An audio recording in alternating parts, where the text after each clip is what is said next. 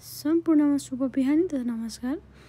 हामी मकनपुर स्थित रहेको लटरम्बेश्वर महादेव दर्शन गर्नको लागि बिहान करिब 7 बजीतिर लखनगढी पुगेका थियौँ। त्यहाँबाट 7:30 बजे लोकल बस चढेर हामी बागुवा चाहिँ 10:30 बजे पुग्यौँ।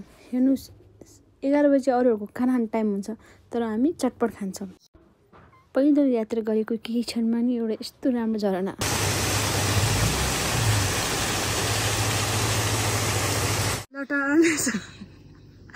लटरम्बेश्वर घुम्नको बाटो एकदमै लामो रहेछ, सोचेको भन्दा नि लामो गाह्रो।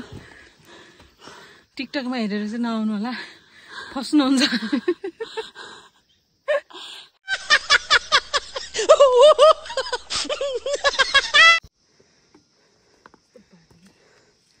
बाटो चाहिँ यस्तो छ है, कुनै ठाउँमा अप्ठ्यारो उकाली ओह्राली बाटो यस्तो छ। लट्ठी त खतरा।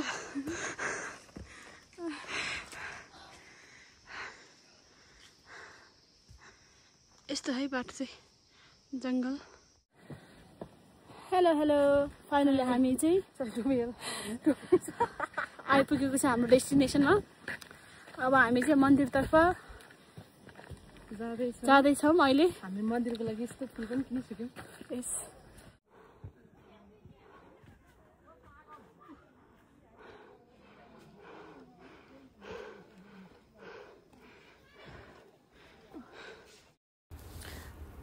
म चाहिँ अब फर्स्टमा यो बाहिर भएको देवताहरूलाई चाहिँ पूजा गर्न गइरहेको छु। मलाई चाहिँ यो अब पूजा गर्न चाहिँ खासै आउँदैन होइन, अनि त्यही भएर चाहिँ म कन्फ्युज हुँदै अनि साथीलाई सोध्दै चाहिँ म पूजा गरिरहेको छु यसमा चाहिँ। अनि त्यसपछि चाहिँ फर्स्टमा बाहिर गयौँ, त्यसपछि चाहिँ भित्र यो गुफाभित्र रहेको देवताहरूलाई चाहिँ म पूजा गर्न गइरहेको छु। मलाई भगवानप्रति चाहिँ एकदमै धेरै आस्था लाग्ने होइन, जुनसुकै भगवान भए पनि।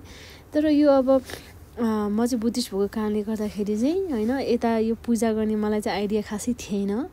अनि त्यही भएर चाहिँ मैले त्यहीँ लटरम्बेश्वरमै बस्नुहुने एकजना मातालाई चाहिँ सोधेर के गर्ने कसरी गर्ने भनेर चाहिँ पूजा गऱ्यौँ होइन, जानी नजानी भनौँ न।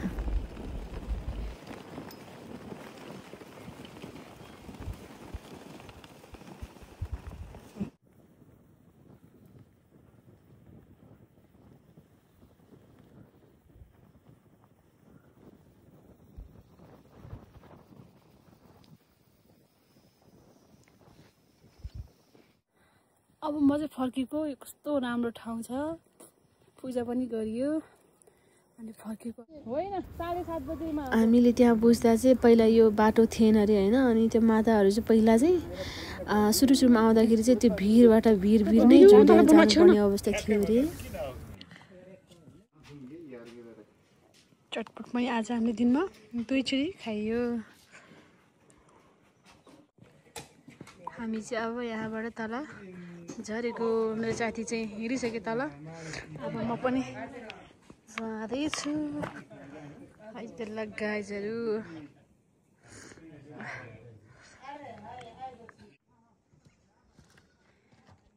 कस्तो राम्रो ठाउँ हो। यहाँ होमस्टे पनि रहेछ। यदि तपाईँहरू चाहिँ अब जान सक्नु भएन कि त रात पऱ्यो भने चाहिँ यो ठाउँमा बस्न सक्नुहुन्छ। यहाँ चाहिँ स्याङतान बाको होमस्टे भन्ने रहेछ, राम्रो छ। हामी चाहिँ बसेनौँ, हामीसँग आएकै अरू साथीहरू चाहिँ बस्नु भएको छ यहाँ। हामी चाहिँ त्यही दिन नै फर्किने प्लान थियौँ, तर अबेर भएको कारणले गर्दाखेरि चाहिँ हामी राति 6 बजीतिर चाहिँ लटरम्बेश्वर होमस्टेमा आएर बस्यौँ होइन। बिहानपल्ट उठ्ने बेला त घाम लागेर यो घर यो ठाउँ हुन्छ नि, यो गाउँ कस्तो राम्रो देखियो कि त्यही बसिरहँ जस्तो कि फर्किनै मन नलागेको बिहानपल्ट त। बिहान गाडी नपाएर आधी घन्टा चाहिँ कुरेर बस परेछ, ब्याग भयो।